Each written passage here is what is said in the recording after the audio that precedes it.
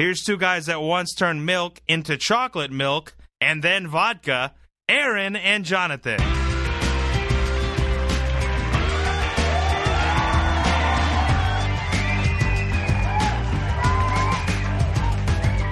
Howdy, and welcome to episode 39 of In the Rabbit Hole's Urban Survival Podcast.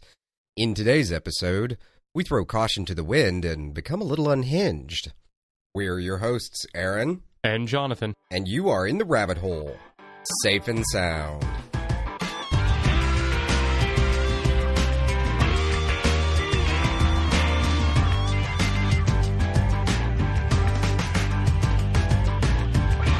Today's show is sponsored by Cat's Coffee. If you're looking for truly exceptional coffee to help you survive the morning or the next zombie apocalypse, you need to be drinking Cat's.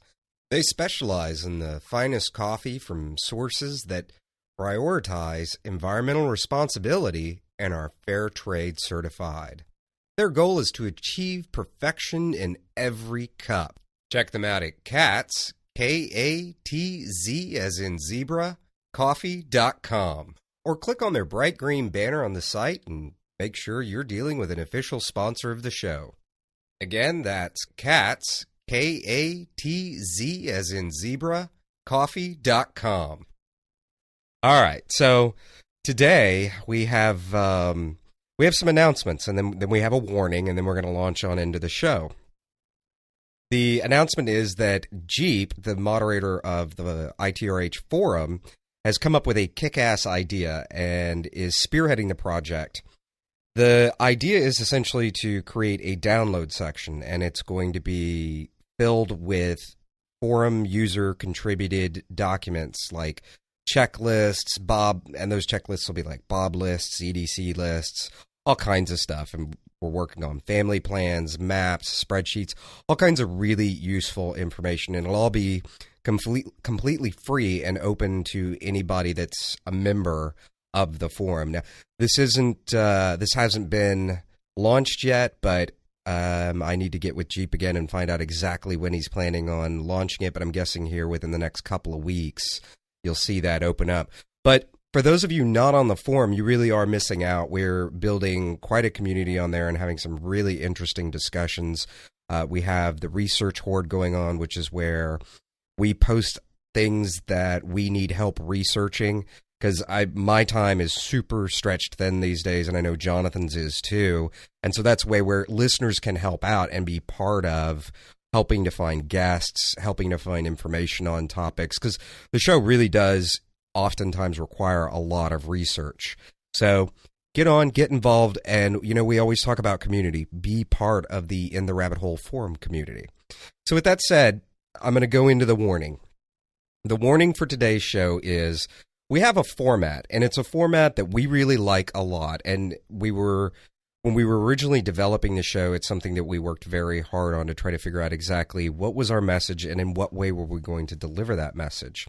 And there were a couple key things that we really felt pretty strongly about that either had no business in the show or didn't really add to the message of the show. And one is, it's something that most of you have really picked up on and even commented on, like in iTunes and other places, that we really don't usually talk about politics very much. I mean, I'm going to say it's pretty much impossible for a person to have a conversation about something, especially like what we're talking about here, without their political leanings shining through at least a little bit. And we're aware of that. But for the most part, we try to keep our political leanings as far out of the discussion as possible. And the same thing is true when we get into religion and things like that. We don't really feel that it has, those are your individual personal beliefs. Ours are ours. And if yours affect your preps, then great, but it's kind of non-proselytization. Today's show is going to diverge from that in that we are going to largely delve into some political topics. We are very opinionated about some things going on.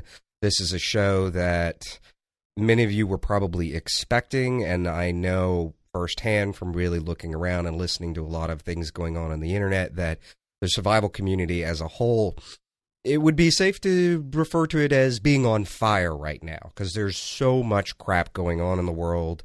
and especially one that's been getting a lot of media attention, and maybe some other things that haven't been getting a lot of media attention. So with that, we're gonna dive into the first one and the one that's the most apparent. Yeah, so Aaron and I have been talking about this for a while, and one of the things that we talk about a lot with you is local versus global, and one of the things that's been local lately is these Occupy protests, and this has been getting a lot of spin in the survival community as well. And one of the things I want to start this with is I believe these people are somewhat in the overall world of prepping, they're kind of not all that important, but in the overall world of who we are as a people, it's extremely important. And the reason I want to talk about it is, to me, a protest requires something you want to change. So that you're protesting the existence of something, or you're asking for a change in something, or you have a demand or a set of demands. Here, none of that is true. This is a group of people who admit, the head of Occupy Wall Street's admitted multiple times in news interviews that they have no demands, they have no specific agenda. Well, if you have no specific agenda, get out of my way and let me do what I'm doing. You cannot protest unhappiness. Unhappiness is something you feel. A lot of us feel it regularly. The world is kind of screwed up right now. And, I was going to use a different word, but let's just say screwed up right now. And the only way to change that is to fix it, to do something about it. If you're unhappy, make the changes in your life that you need to be happy. We talk a lot about survival chi, community, health, and intelligence. If you focus on those things in your life, then you will be happier. If you are out of a job, get something even temporary. I know Aaron's had a hard time finding people to work seasonal shifts. Oh, it's been absolutely ridiculous. Yeah, and a lot of that has to do with the fact that people have flat out told him that they make more money on unemployment than they would with him. That's ridiculous. If that's going on, get a little bit of pride, a sense of pride, and do those things. I don't think any of you out there, any of our listeners, if you're listening to this show, it's not something you're probably doing. If you are out of a job, I know you're searching for one. We've done the job show, so go take a look at that one. Today is going to be a little bit of preaching to the choir, but that doesn't mean it's not still right. Good. So. Oh, exactly. And I think a lot of you are looking for an outlet. So here's just some information. Feel free to get on the forum and talk about this stuff. I think having an outlet to talk about frustration is the best way to deal with frustration. Talk about it with like-minded people, and you're bound to feel a little bit better when you're done. So again, lack of focus, lack of responsibility, lack of motives. That's what I see in these current Occupy protests. I've heard recently a lot of things about this is the U.S. Arab Spring. Well, here's the big difference. In the Arab Spring, however you feel about the people who are protesting over there, those are people who are protesting at risk to their own lives. And what they're protesting is the oppression of their governments. They're being shot at. They're being arrested. They're being beaten in the streets. Here, they're not protesting any of that. This is not an Arab dawn. In the U.S., these people are being protected by our police. Food and water is being brought to them. They're wearing masks not to protect their identity from the world because they're a fear of arrest. They're wearing masks, in my opinion, because they're embarrassed, and they should be. These are people protesting nothing. If you don't have a job, don't protest. Go look for a job. Sitting outside for the next few weeks and protesting outside of City Hall isn't going to help you find a job. So I look at it as a set of discussions about what is it to be an American. One of the things they talk about is, well, we've lost the American dream. Well, what's the American dream? Aaron, we've talked about this a whole lot, and, we've heard life, liberty, and the pursuit of happiness. And, so a lot of people have asked us, what does that mean? Because, when we're out, people kind of know that we do this type of show, and they talk to us and we get random questions. So one of the things I talk about is happiness doesn't necessarily mean happiness the way you think about it. Happiness can mean happenstance. And what that means is the pursuit of good luck. So if you're looking for, or the good fortune. So if what you're really guaranteed in this country is life's liberty and the pursuit, bear in mind the word pursuit, of good fortune, all that really guarantees you is the right to go after your dreams without somebody oppressing you and holding you down and preventing you from doing it because you're not in the right social class or because you're not in the monarchy or something like that. But as an American, you have the right to go find investment. You have the right to go start a business. You have the right to go to college. You have all those rights. Nobody's stopping you from doing it. I'm not telling you you have to do it. A right is not a guarantee either. Just because you have a right to go to college doesn't mean you're guaranteed admission to college. If you didn't work hard through school, get the right scores, well, then sorry. Try again, try something else. So again, all this really states is it's the right to pursue a dream. It's the right to chase after your dreams. But it all requires something we've talked a lot about in this show, and that's individual responsibility. So I'm going to hand some of it over to Aaron to talk about some of his issues going on right now. But, we can talk more about the protests. It's up to you, Aaron. Well, I was actually going to give a little bit of my views on the protests. I mean, I'm in agreement with you and what you've said about that. I look at it and it's a bunch of kids. It's a bunch of people that think they're entitled to everything. And I'm sorry, you and I were talking before the show, and you said it very well when it was, I'm entitled to what I have. You're entitled to what you have. Neither one of us are entitled to the other person's pocket.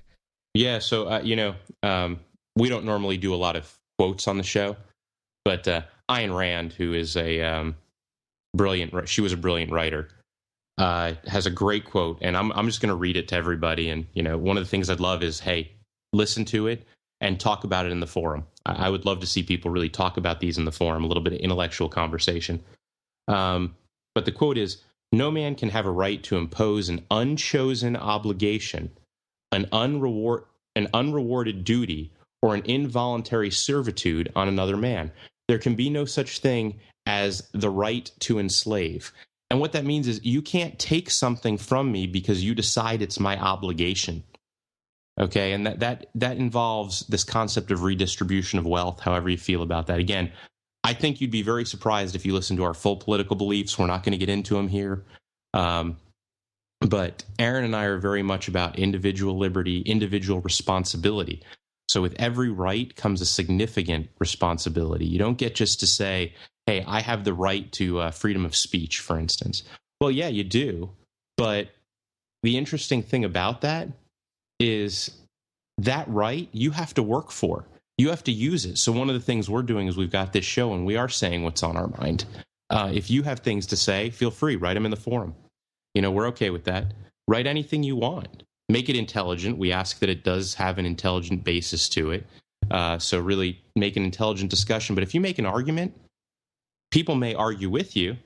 They may argue with you, against you, all kinds of ways. But that right to speech is one that an unexercised right isn't a right at all. So exercise your rights. But going back to that whole idea that you don't get to take away from somebody else. So a lot of these protesters are saying, well, they're protesting the bailout. Well, you know what? I protest the bank bailouts too. I disagree with the concept of bailing out banks. But I also disagree with this concept they have now of they want all their student loans forgiven. Well, the bank fulfilled its end of the obligation by giving you the money. Now it's your turn to pay the bank back. Yeah, exactly. And as soon as you signed that piece of paper, you took on a responsibility. Yeah, and that's, the other thing that really worries me about this protest, and it's not because I disagree with their political beliefs. It's because I disagree with them having their hand out, expecting me, right, who's worked very hard for what I have. Yeah. I mean, when you look at it, Jonathan and I both work 2 jobs. Yep. We have our day jobs and then we do this too. And we work very hard at both of them. And by the way, that's not a complaint. No. We love doing, actually, I think Aaron and I can both say we actually have most aspects of both of our jobs that we love. Yeah. Otherwise, we wouldn't be doing them. We'd be finding something else to do. Exactly. But here's the thing that really worries me about this protest. And I've been, I actually skipped putting out 2 articles this week because there's so much going on in the world. And I became so consumed by looking at what was going on and doing mind maps of what was going on and seeing how these different things are playing off each other. And I got to admit, they scared the crap out of me. And I don't spook easily. I really don't. I'm usually, Jennifer, my girlfriend, likes to joke that I'm a robot, that I have no emotional reaction to most things. But this really kind of worries me. And here's in a nutshell, this group is out there and they don't have a consistent message. And to me, if there's not a consistent message other than gimme, well, all you have is an angry mob. And a bunch of whiny children. Well, that too. But it's really what I'm worried about is that it's potential for turning into a powder keg. Yeah, I think this is kind of one of those areas where you and I kind of, I'm not saying we disagree because I don't think that's the right word for it, but I'm not sure we see it going in the same direction. Right. And so, but one of the things that kind of worried me about this is that, these things have spread, and they've spread through all these different cities. Most major cities in the United States, if not all major cities in the United States, are now spreading globally. But Jonathan and I both have some resources, and some of which are unusual resources. And one of our resources is that I have a whole bunch of friends that are on the Houston Police Department's special response team. And those are the guys that when there's a riot, these are the guys that come out and deal with it. And trust me, they're not guys that really want to deal with it. They don't. Most of the people on it have been on the police force for a long time. The last thing they want is a fight. Most of them would just as soon not have to worry about any of this crap. So I was speaking to a number of them the other day, and I said, well, what's going on down there? Because you guys have been called up. And apparently the other day there was, in Houston, millions of people, there was a city-wide call for all SRT members to immediately dispatch to the downtown area where the protests were going on. The person that made that call was the chief of police that actually got on the radio and made it themselves. And one of the reasons that happened, or the reason that call went out, was because the protesters randomly decided to descend upon the federal courthouse here. And were going in, and they learned a very hard lesson that almost turned into a really nasty situation, that federal courthouses are rather well guarded with some rather large, some rather large individuals who were each packing 3 different firearms as their main weapon, and it almost turned into a very severe situation. And luckily, they were able to break it up. But I'm looking at it, I'm like, well, if your message is that you hate the bank bailouts, or that you hate the banks, or that you hate the rich even, why are you going into the federal building? Karen has a great, and I know we're not all over the place. Keep in mind, we're going to get to where we're going to get to, and we're just talking about some of the things we're seeing in the world these days. But Karen has a good friend who's very left-leaning, and she even felt like this stuff was really just over the edge. And it was interesting because a Facebook post she made was basically taking my Series 7 so I can be part of that 1%. And for those of you that don't know, a Series 7 is the tests you take and the certification you get in order to be able to do certain types of stock trades. And she's an attorney already, so she was doing this for a job she might be getting. And her goal is to do these things, succeed, and be part of this 1% that supposedly these protesters hate. That, there's another thing that's really interesting is these protesters keep calling for fairness. And, just to use another quote, I happen to like Milton Friedman a lot. He's an economist, for those of you who don't know. And if you get a chance, look him up, read his writings. He's a great guy, and his focus really is all about the individual. So if you give a person, and I'm saying a person because it's more than just the individual. If you give a person the least amount of hurdles that they have to go through in order to succeed, meaning you take away all the regulation and the garbage, then more people will succeed. And that's kind of his basic belief in that system. And I'm boiling it down to a very simple statement, but he had a great quote around fairness.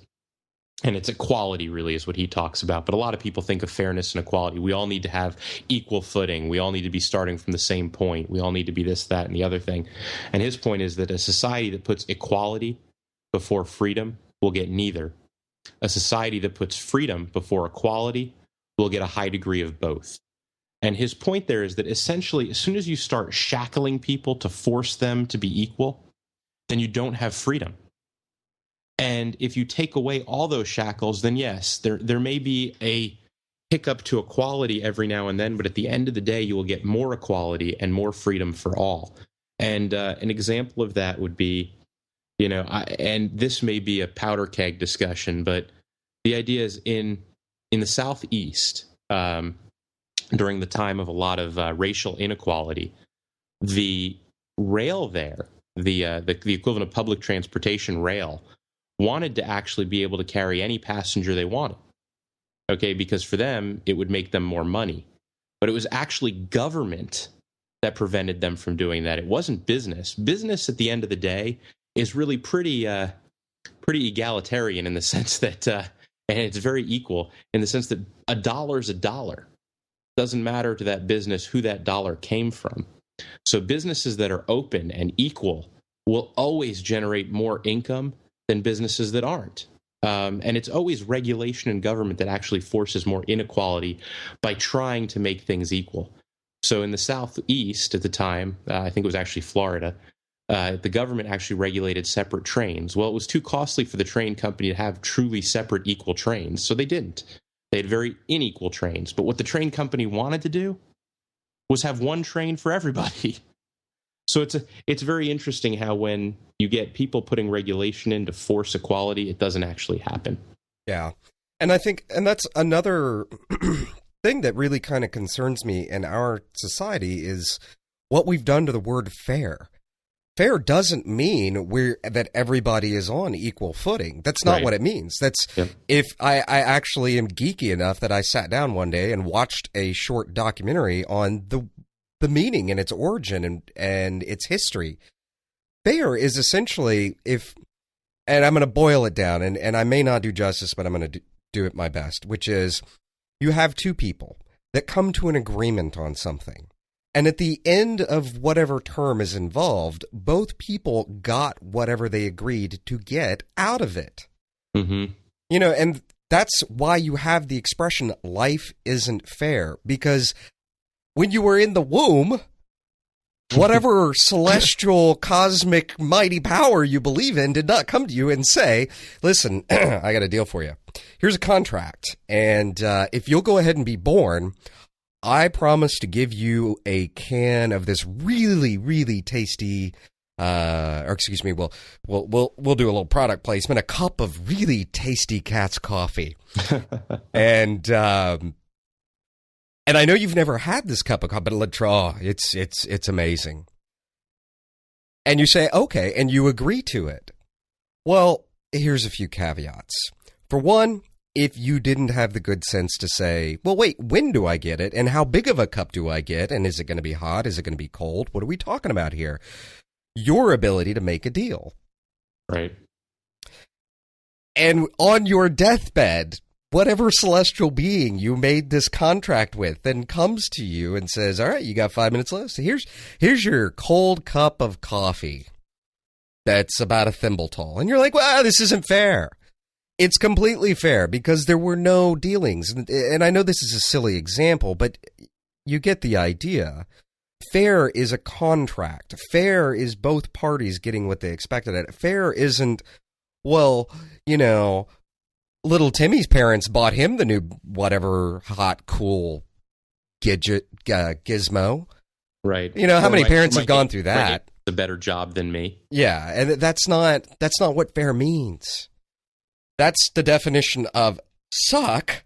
Yeah. But that's not what the word fair means. And all these people love to run around, oh, it's not fair. And I'm like, give it a rest. So just going back to those protests for a second, I saw an interesting thing at the protest here in Austin. And for those of you that know, I'm in Austin now and Aaron's in Houston. And they were outside City Hall. And again, here they are being protected very well by the police, and the water is being brought out for them and even snacks. So I don't know how much more wonderful life you could ask for, but I guess that's what they're looking for. And there was a girl in a bikini at the corner, and she was holding up a big sign with a mask on, by the way, a big sign that said, all I want is peace. Now, the guy right next to her, and I do mean right next to her, was wearing a gas mask, a big trench coat, and his sign said, nuke the Fed. So, well, here's the funny part. I totally agree with both of their messages. But notice I am not there protesting with them. Yeah. Because I'm not sure what she wants peace for or from. And I'm not sure why he wants to nuke the Fed.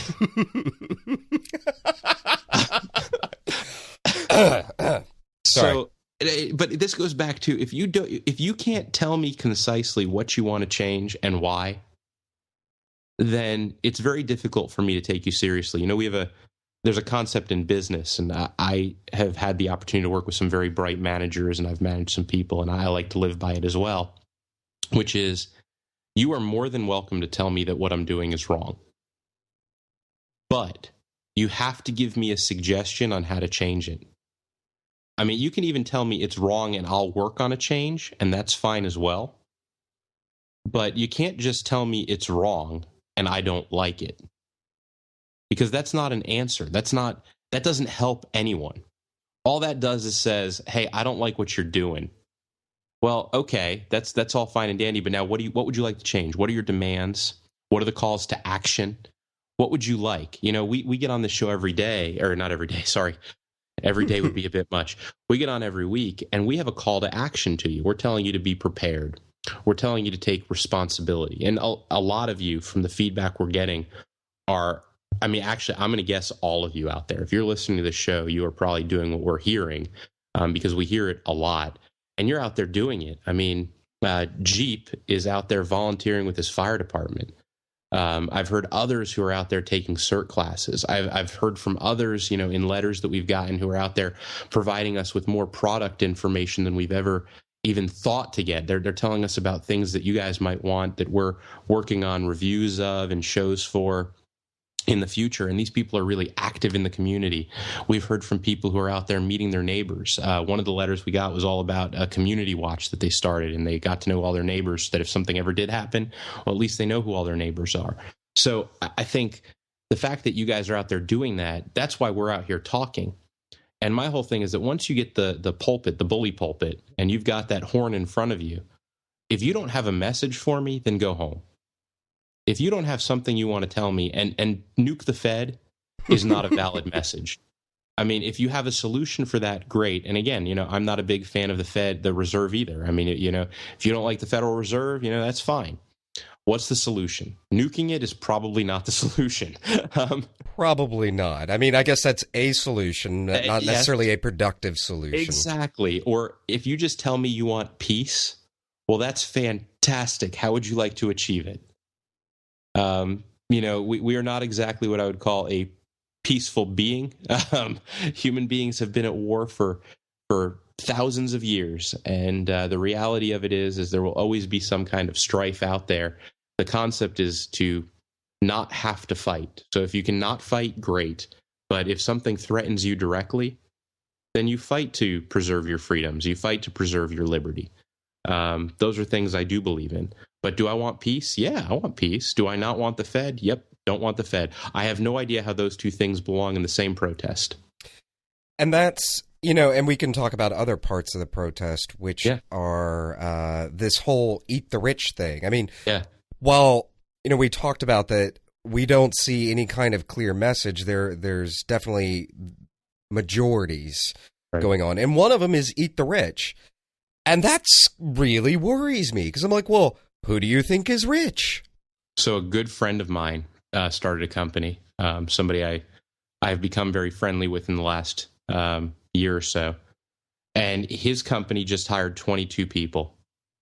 And he had a tweet. And I'm using social media within the show just to tell you how things are working. So I saw a tweet of his, which I thought was fantastic. It was, my company just created 22 jobs, and we didn't inform the government. Oh my God, do you think we're going to get in trouble? And I mean, he said that in jest. Obviously, they pay taxes on those people and everything else. But the idea that these protesters believe that somebody out there is going to force people to go create jobs for them is ridiculous. Businesses create jobs when they become successful. The other thing that's become rather cliche, but is a very true statement, is this concept of eat the rich is ridiculous. The concept that the 1% get something more than you do is probably true, and they buy it. That's reality. You can believe that Washington is corrupt. I do. I know a lot of people do. And that is something we need to fix as individuals. Again, if you don't like the way Washington runs, elect new people. Or do something about it by we had Dan Blackford on a while back. Exactly. Get and involved. Dan got so sick of the bullshit, for lack of a better word, going on in the educational board that his children, for the school district that his children were in. He was like, all right. And he got up off the couch, as we say in Appleseed, and he went down and he ran and won. And I don't remember, is he the head of the chairman of the board now? Yeah, I think he's chairman of their school board or something in that order. But the idea is he got involved. He made something happen. He took responsibility and did something about it. Again, I think a lot of you listening out there are doing that. I want to hear more about it. So write us, tell us about what you're doing. We plan to have a lot more listeners on the show. That's actually a goal of ours over the course of the next 6 months. We want to get more of you involved in the show itself. So tell us about what you're out there doing. But I mean, to me, these people who protest nothing. So, hang on one sec, John. Oh, go ahead. I actually had one more thing. Oh, sorry. Go ahead. Well, I was going to say that part of it, I got an email the other day from the Libertarian group, and it said, we want and we need more members that are libertarians to actually run for office. And this kind of goes back to me talking about the fact that essentially Jonathan and I have 2 full-time jobs. Mm-hmm. And I still looked at it, and man, that email sat there and stared at me in the face for about 2 days. And I finally said, you know what? I'm not going to be one of those people that picks up a sign. What I am going to be is one of those people that hits the box that says, yes, I'll run for office. Here's all my information. You tell me what office you want me to run. Yep. Here's what I know how to do. This is where I am. This is all my contact information. You want somebody in my area to run. And I think it was actually a call for like Congress or something. It was any political office, but the main thing they were looking for was congressmen. And so that's it. And I don't care what your political beliefs are. If you believe in something, don't just sit on the sideline. I mean, we've talked about so many of our listeners getting off the couch and doing things.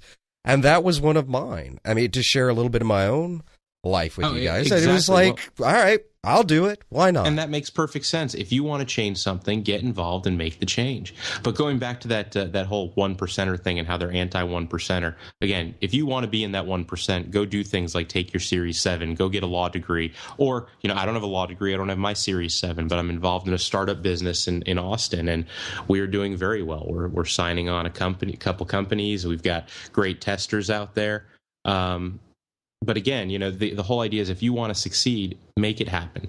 Go out there and do it and network and talk to the people you know. But the other thing, what I was saying was that the thing that sounds really cliche, and it's almost sad that it's become cliche because it's one of the truest statements in the world. It's you don't know anybody who's employed by a poor person. Okay? And the last time you got a job from a poor person is never. And that's just reality. Okay, it sounds harsh and it sounds cliche, but if you want more jobs, then those 1%ers out there need to have fewer shackles, not more. And not just those 1%ers, by the way, because people can go out there and get loans to start businesses, and those businesses can become successful, and they can make a lot of money and they create jobs. When businesses make money, they do so by creating jobs. When work is created, people get employed. I mean, something Aaron knows very well. Talking about seasonal employment, when more work is out there, he can hire more people. And when his business grows, well, he needs more employees. Their business, I know for a fact, he's modest about it, but over the last 5 years has grown pretty nicely. Even in the downed economy, they've managed to get some growth. And I've seen their staff grow. I mean, the number of people in that business has actually gone up. And they've brought in more qualified people. So it used to be a very warehouse-based staff. Now there's the warehouse staff, there's office staff. They've got those things, and not just the staff that they bring on. So, using the concept of business, it's an ecosystem. So they've got more contractors they deal with than they had 5 years ago. And each one of those contractors has people that deals with them. So they have more people staffed. And each one of those people has more needs. So there's more people staffed on that.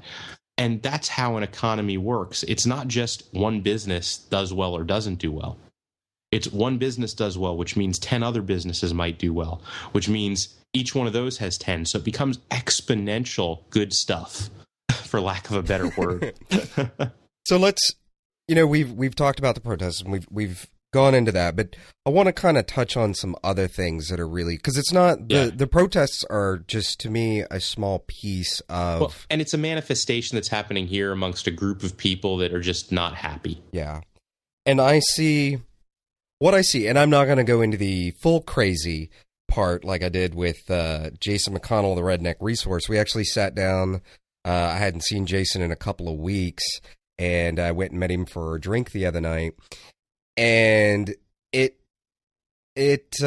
turned into a very bizarre discussion. Did you two plan the overthrow of small government? Yes, but it's a small island nobody really cares about. All right, just send me the GPS coordinates. I'll be course. there when I can. Absolutely. Thanks. We'll be renaming it In the Rabbit Hole. Oh, of course. It'll be the official. All are welcome. Yes. I'm just warning you now. Nude beaches. Well, But yeah. No Speedos. No. So, but the other thing, I guess the point I was trying to make with it is, I walk into the door to the bar and I sit down, and Jason looks at me and he's just like, "Man, I don't know about you, but I'm spooked." And it led into that kind, and everybody I know, regardless of their political leanings, is kind of saying the same thing to me. And I'm like, yeah, me too. I just spent the whole week mind mapping out all these fractures that I'm seeing. And they're like cracks that are starting to grow. And we talked about the kind of mob rule mentality that's starting to go on. Mm-hmm. And it's the vocal minority that's doing it too. It's they're out there, they're getting a lot of media coverage, and they're being loud and, again, lack of a better term, obnoxious. And they really are. There's a lot of things happening now that people aren't aware of. Yeah, it's consuming the news too much, in that we're picking fights all over the globe. And we've got we just sent in 100 special forces guys into a part of Africa, and I didn't put it in my show notes. Kenya.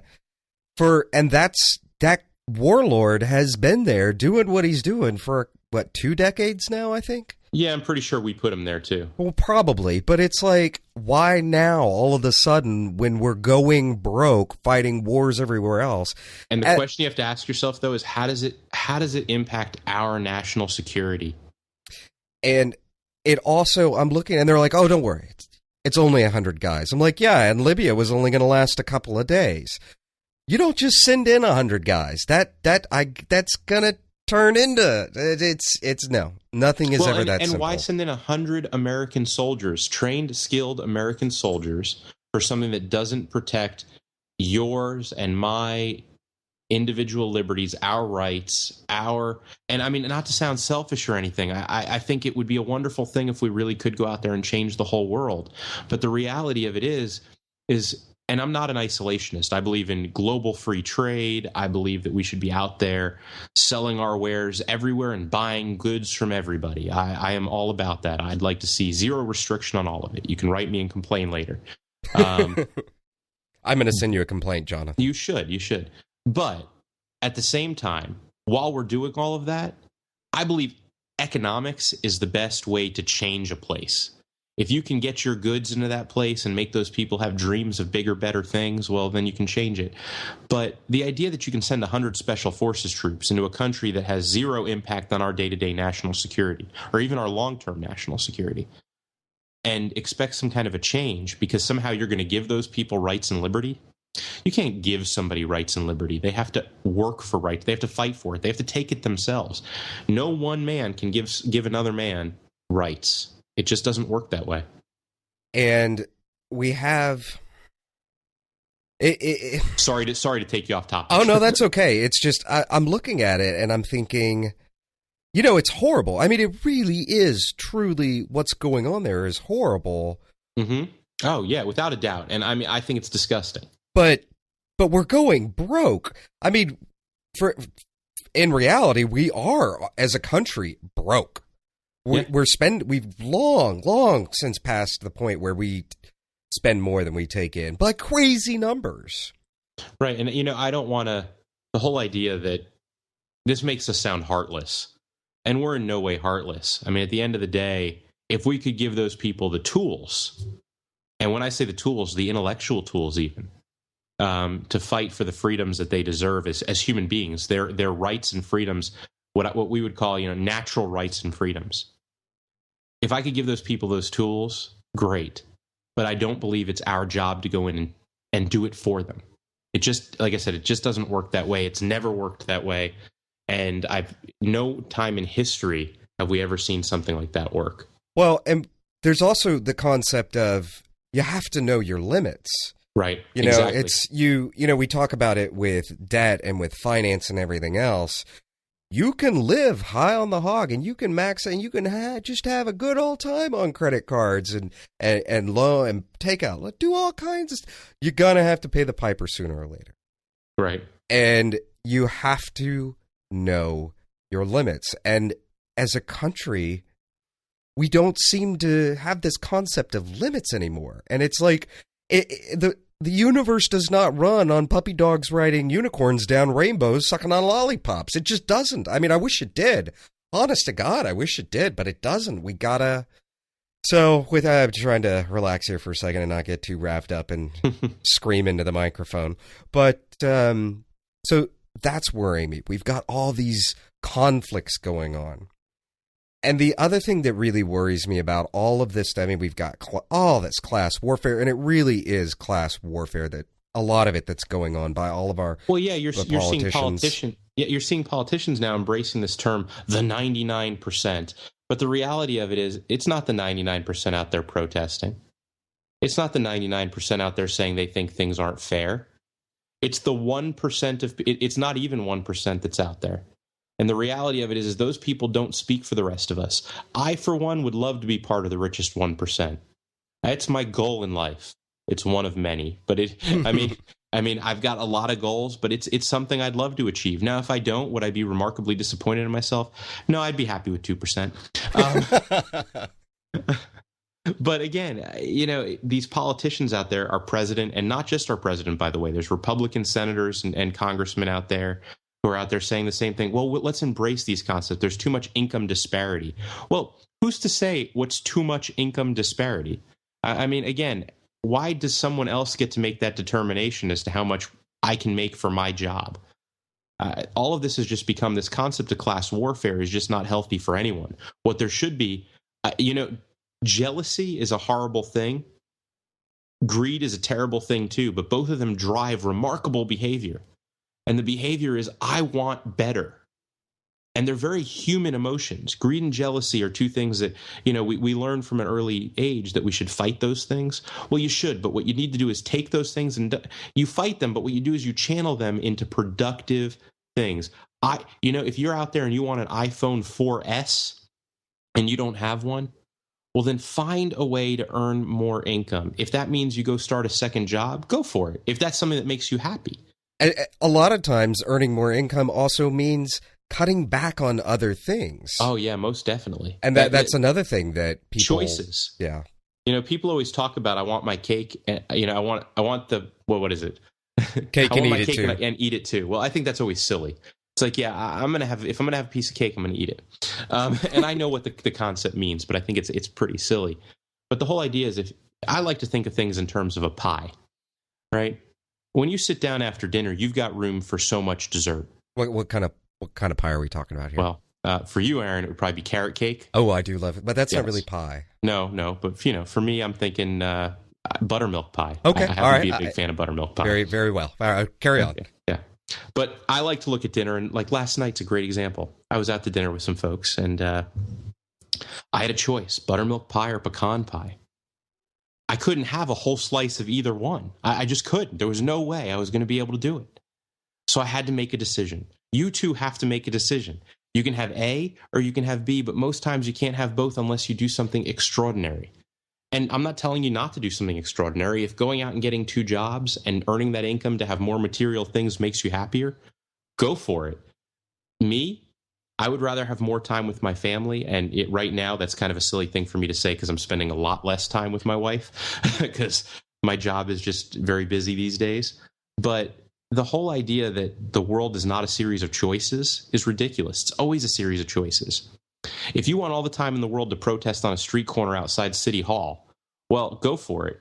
Or you could be taking that time to look for a job, get the income you want, to be part of that 1% that you hate so much, but you'd love to be a part of.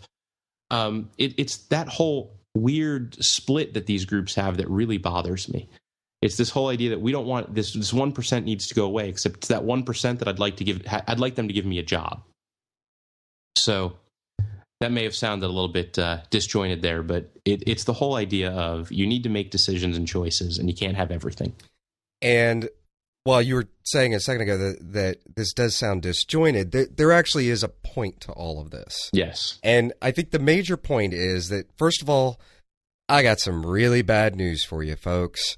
There's a lot of really goofy stuff going on in the world that I personally feel has the potential to combined turn into, I think they mean really, really dark times ahead for us. And to not be an alarmist, here's the good news.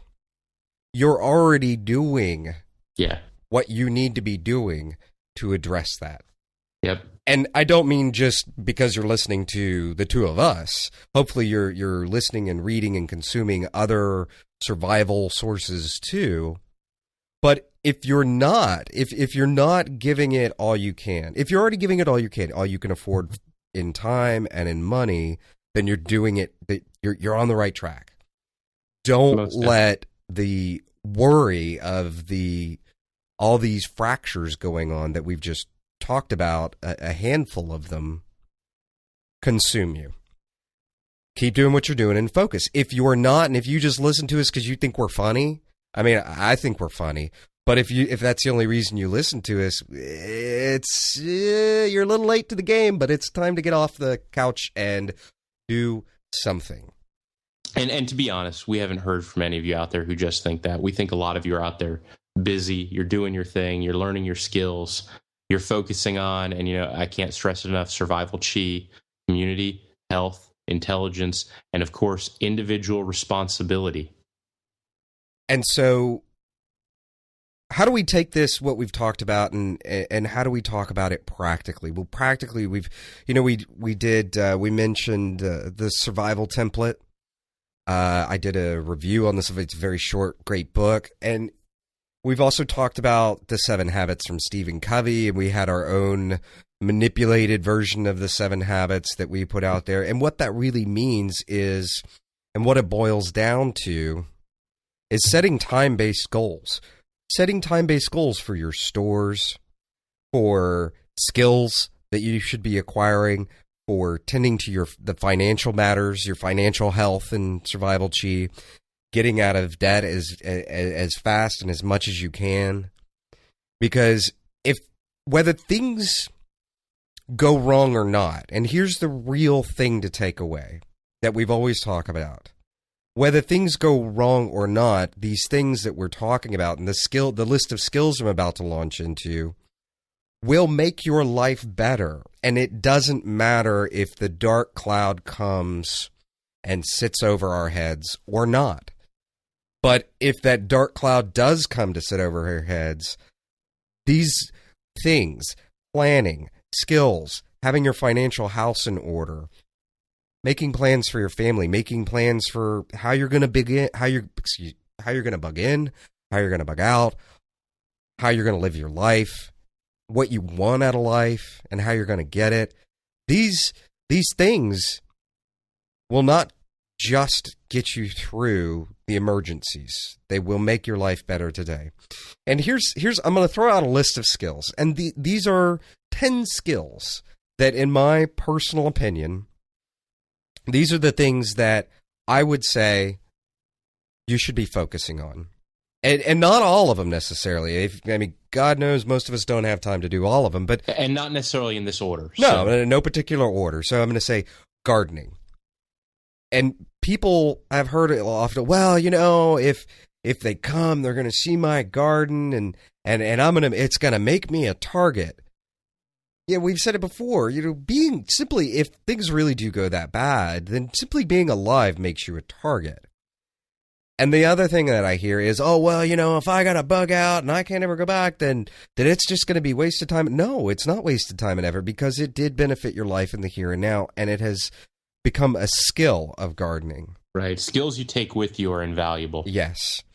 And the next thing is animal husbandry, which the term animal husbandry for some reason has always made me giggle. I'm not sure why. But understanding animals, understanding how to breed, how to care for animals. By the way, really quickly, for those of you confused, this has nothing to do with marrying chickens. Oh, it has everything to do with it. I performed a marriage between chickens just the other day. Only between chickens, though. Oh, only just the chickens. No interspecies anything. No. The rabbits were only witnesses. The next thing is food preservation.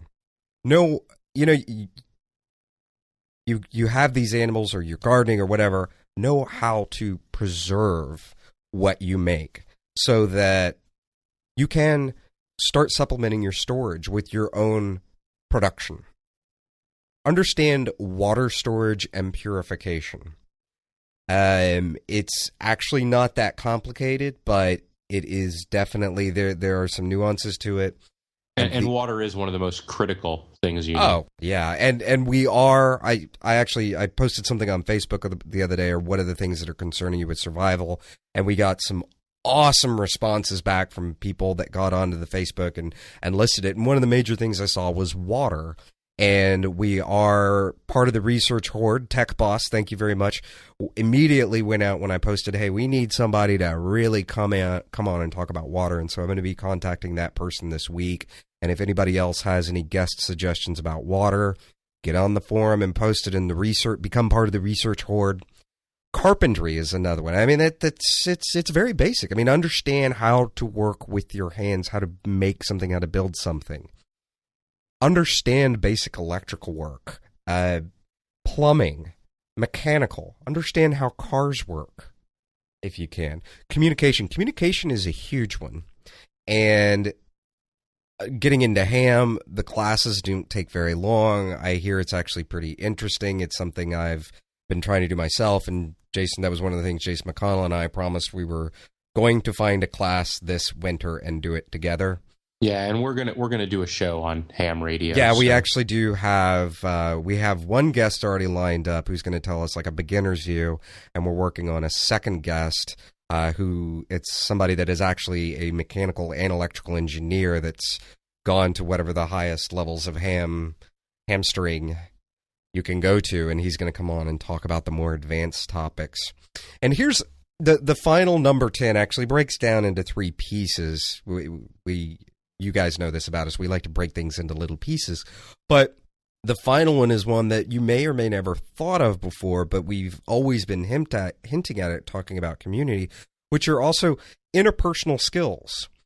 Understand leadership. There are tons of really great leadership books out there and free information on the web and in your libraries about building and understanding and working within leadership constructs and how to be a leader.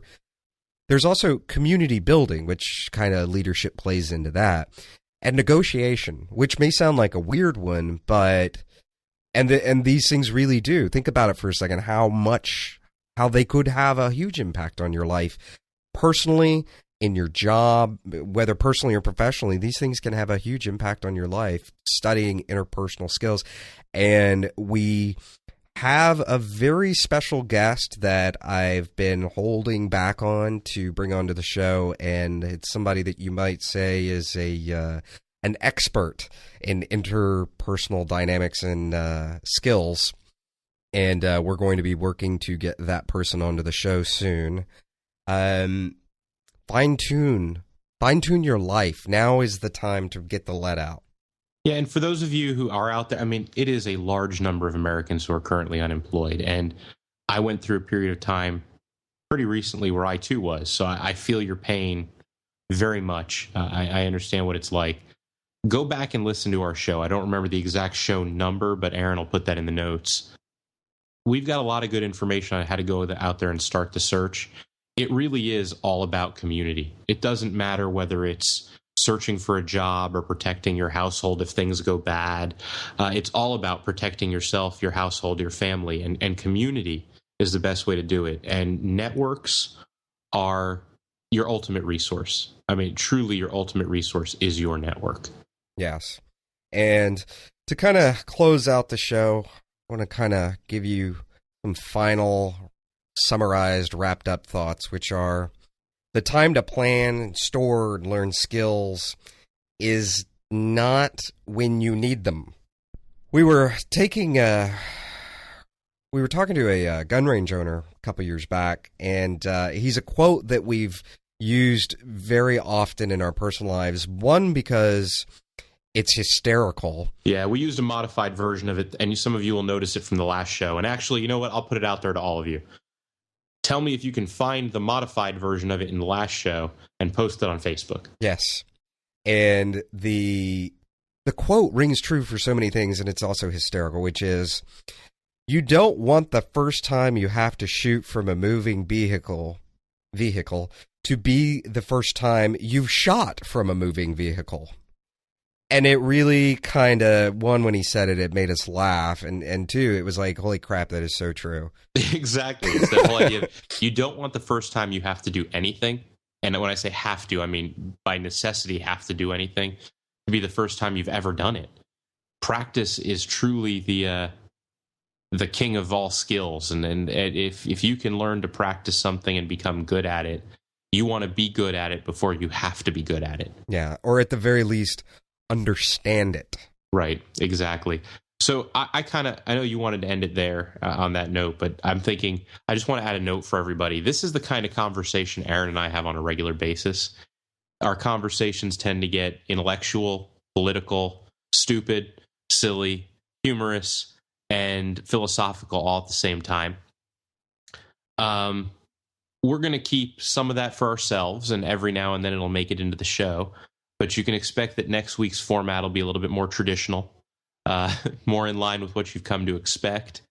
But we really did want to have this discussion with everybody. And again, I don't want anybody to feel like we were talking at them. I really want all of you to get involved in this conversation. We're talking to you. We're talking with you.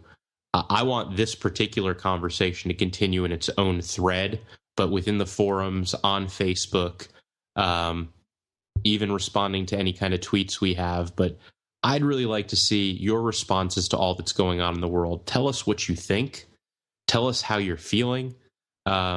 Speak to us, because, you know, a lot of times it's difficult to have these conversations with the people around you. We understand it. You know, we're lucky enough that we've got each other basically to have these kinds of crazy conversations with and make ourselves get all worked up and then feel better all at the same time. So use us as that sounding board. Use the forum, create a network, create your community here. And I think it'll be better for all of us. Yep. And with that, we wrap up episode 39. If you like the podcast, make sure to leave us a review in iTunes. It helps others find us. And if you didn't, well, why not tell us about it using the contact form on the site? Seriously, the show's for you, the listener. And if you have something to say, we're listening. Be sure to connect with us through Facebook, Twitter, YouTube, and the Urban Survival Forum through the links on the top right-hand side of the site at www.intherabbithole.com. Also, don't forget to sign up for the newsletter. By connecting with us, you'll receive updates about the site, notifications of new articles, and podcast episodes. That's right, we're not just a podcast. Every week, articles are posted to the site that cover all manner of topics relating to surviving in an urban environment, whether in good times or in extreme circumstances. Show notes are posted with each episode, where we invite you to comment on the show, interact with us, interact with each other, and let the world know what you're thinking. From the Lone Star State, till next time, stay safe and sound.